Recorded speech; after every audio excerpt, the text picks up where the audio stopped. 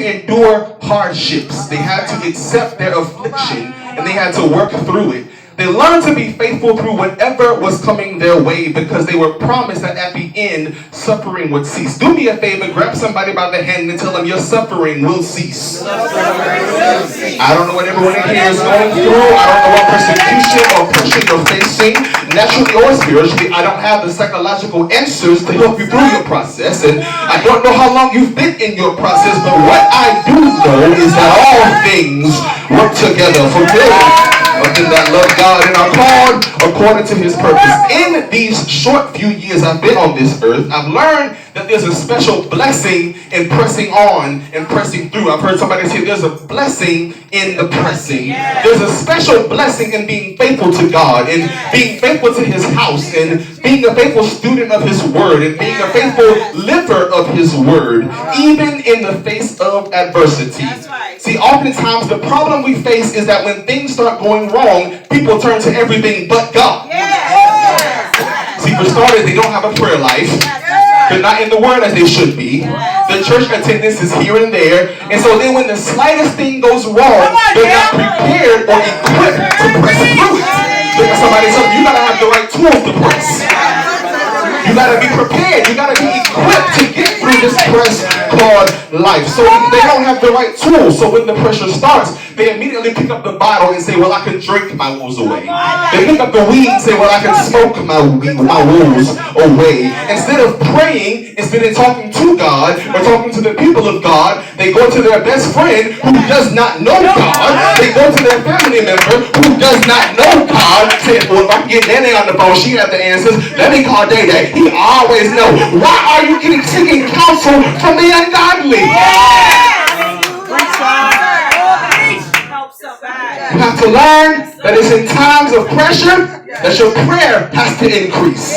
Your praise has to increase.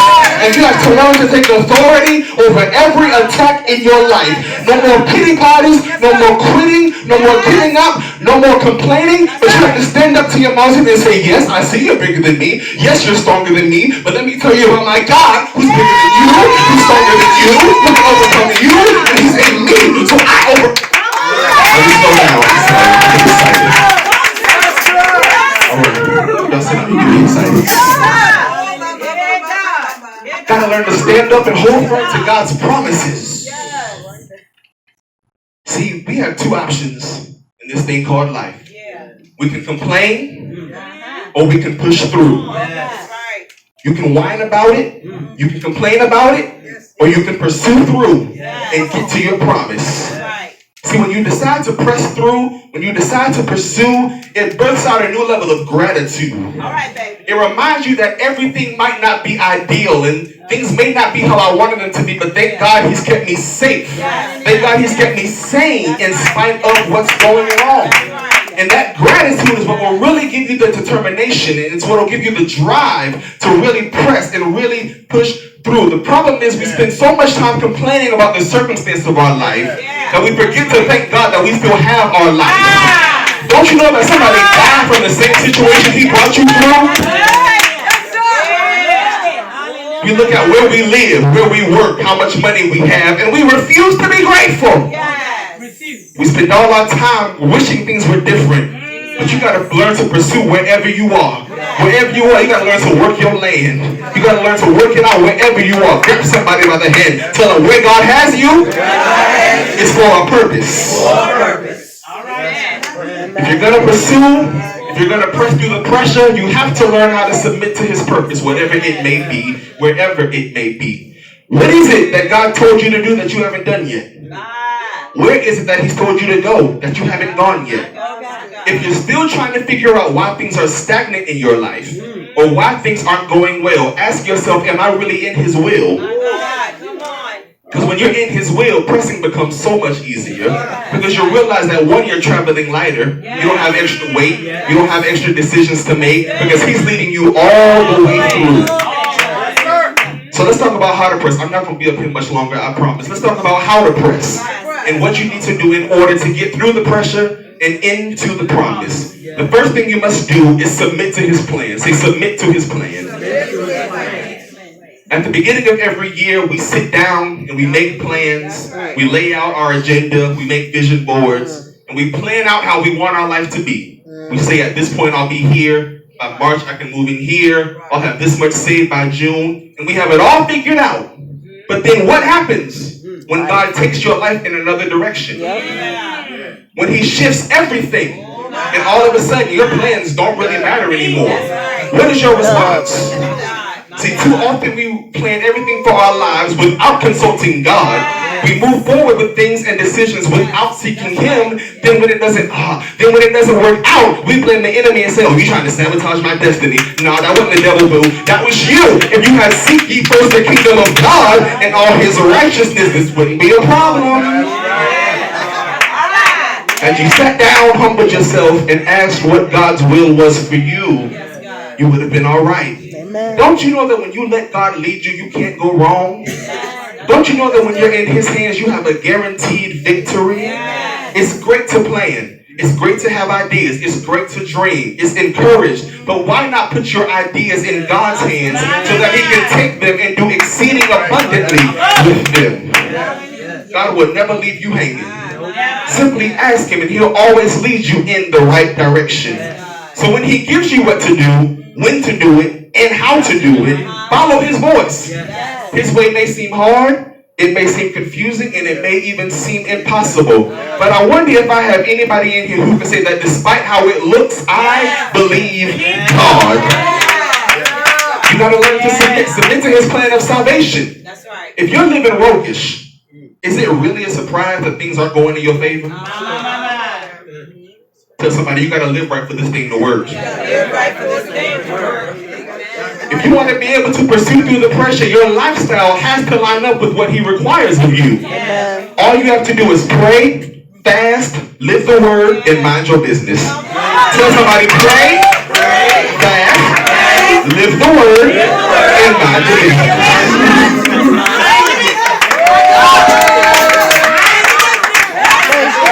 See, you too busy worrying about everybody else, worrying about your haters. You ain't got no haters. Worrying about everybody going against you. Well, look what they gonna say about me. What they gonna do? I look okay today? What they gonna say when I get up here? Who's that young boy with that brown hair? Who is that? Don't worry about what they gonna say about you. Verse 12 of our scripture text today said, though you search for your enemies, you will not find them. Those who wage war against you will be as nothing at all. Tell somebody one more time, mind your business. Mind your business. That's all you have to do. Pray, fast, live the word, and mind your business. Submit to his plan of salvation and submit to what he tells you to do. He might send you to a foreign land. You're not the first one. Say hello to Abraham. Get me out of that country. I will show you a land somewhere else. But once you get there, once you get to where he tells you to go, he's going to bless you. Go where God said go. His timing might not be convenient to yours. But if you can just submit, you'll be blessed greater than you could ever imagine. So submit to his plan. My second point, keep your focus on the promise, not the pressure. All right. One of the biggest things we do in times of persecution is we lose focus. In our text, the Israelites are surrounded by harsh situations that most of them probably had never even imagined. Likewise, some of you in here might be facing some of the worst situations you've ever been through. People in your life acting crazy. Money is low. Family has betrayed you. Your car's breaking down. Your house is a mess. People on the job trying you. Your breath stinks. You just got issues. But through everything that's going on, you must keep your eyes on the prize. Tell somebody, keep your eyes on the prize. I press toward the mark of the prize of the high calling in Christ Jesus. What is it that God has promised you concerning your family? What did he promise you concerning your finances? Look at some of the promises he gave to all of us. We read today that he said, for I am the Lord God who takes hold of your right hand. As for you, do not fear, I will help you. Another promise, lo, I am with you always to the end of age. 1,000 shall fall at thy side, and 10,000 at thy right hand, but it shall not come at thee. And we know that all things work together. This is for those who love God, and are called according to his purpose. So I reckon the sufferings of this present time are not a witness to be compared to the God that shall be revealed in you.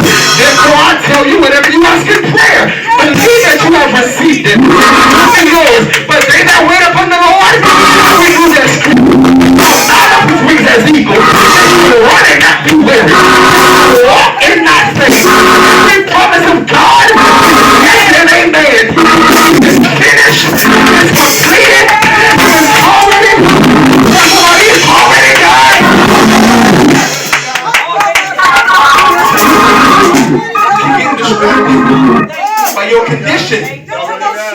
So you forgot that you're already fighting a fixed fight. You forgot that you're already on the winning side. You forgot that you're already victorious. That you've already won. And that victory is on you. Yes, it looks bad. Yes, I know it hurts. I know you've been crying. But do not get distracted, because your promise is too great for you to quit. There is too much at stake for you to throw in the towel. I've been in a place where I wanted to give up and just give it all up because it wasn't working how I wanted it to. It wasn't working in my timing. I said, God, it's taking too long. This doesn't make any sense to me. You gave me this, but I don't understand. But I have to remind myself that before I quit, I have to consider Calvary. God did not send his son all the way down here to die and be resurrected for me to quit. But rather he sent him down here so that I could press through. So that I could go all the way through. Grab somebody by the hand for the third time and tell them, before you quit, please consider Calvary. I promise, whatever you're facing today, you can make it. You can do it if you just press. My last point, and we're going home. The last instruction to pursuing through the pressure into the promise is this. Stay in the right posture. You must remain in the right posture. The key to overcoming pressure is how you respond to it. When the pressure starts, what is your first response? You have to learn how to get in and stay in the right posture. What does that mean? That means there is a certain way you have to position yourself to fight. Remain in a humble state. Don't say, oh, I got this. It's all right. It's just this. No, I got it. No, you don't got it. I promise you don't got it. Look to the hills from which cometh your help and pray. You have to use prayer as your weapon. Before you talk to anybody else concerning your situation, talk to God. Before you post anything on social media, lay out everything before God. Let him advise you. Let him lead you and hear from God before you hear from anybody else. Because people will lead you astray. You cannot accept people's opinion as law. You cannot accept your friends as advice as your gospel. Amen. While some have good intentions, some have good intentions. Don't you know people will sabotage you? Yes. While some have good intentions, their advice will lead you down a road you have no business going down. Amen. Tell somebody, don't fall for the hype. Don't fall for the hype. Amen. So put your phone down, close your computer, and get on your knees. Cry out to God. Remain in the posture of prayer, because it's in this posture that you'll get the answers that you need. It's in this posture that you can vent to the only one who won't go behind your back and share all your business. It's in this posture that you'll begin to build your relationship with him. Whatever you do, don't lose your posture of prayer. You have to maintain your posture of speaking life. Even in the midst of pressure, learn to wake up saying, God, I thank you. See, a lot of times we know that the power of life and death is in the tongue. Our mouth, our words have so much power. But sometimes we use our words the wrong way. When pressure starts, we use our words to say, oh, Lord, how am I going to get through this? Where's the money going to come from this? Am I going to get evicted? Don't use your mouth to say nothing dumb. Use your mouth to speak life. You got to learn to speak life. You may go to bed with stress on you. You may go to bed saying, Lord, I don't know where this money's going to come from. I don't know how I'm going to feed the kids. But you got to wake up still saying, God, I thank you. I thank you I still have my life. I thank you because I know you to be a healer. I thank you because I know you to be a provider. I thank you because I know to be everything I've ever needed, everything I need now, and everything I will ever need. God, I'm grateful for life regardless of the circumstances of my life. Amen. As you press through the pressure, you have to remain in a posture that causes you to open your mouth and just be grateful. Yes. Lord, don't worry about how you're going to make it. God will make a way every single time. You gotta learn to speak life. I am the head and not the tail. I am above and not beneath. I am the lender and not the borrower. I am the owner and not the renter. I am the CEO and not the intern. I am everything God has called me to be. Speak life. Speak life to every dead situation. Say, these dry bones shall live. These dry bones shall live. I'm not going to quit. I'm not going to give up. But I'm going to make it. I'm going to get through this. And it's my season to live. Use your mouth. You got to tell somebody to use your mouth. Use your mouth. There's something special when when you can keep your thankful posture even in tough times. I may not be in the house that I want to live in, but thank God I'm not homeless. I may not be driving the car I want to drive, but thank God I'm not walking. And if I am walking, thank God I got 2 legs too. I may not be eating steak, potatoes, and seafood, but thank God I'm not starving. I dare you right now to open your mouth and just tell God, thank you. Thank you for my life. Thank you for my health. Thank you for my strength. I am simply grateful. And the last thing you have to do is remain in a posture of praise. See, the enemy would love to see you sit in the midst of pressure. He would love to see you come to church and just sit there. Give about 30 seconds of a praise break. 1,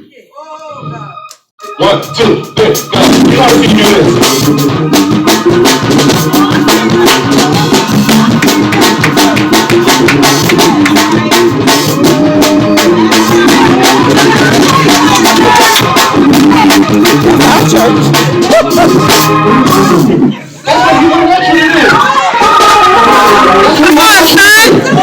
But you gotta learn that when people on the job act me crazy, I don't know what situation you're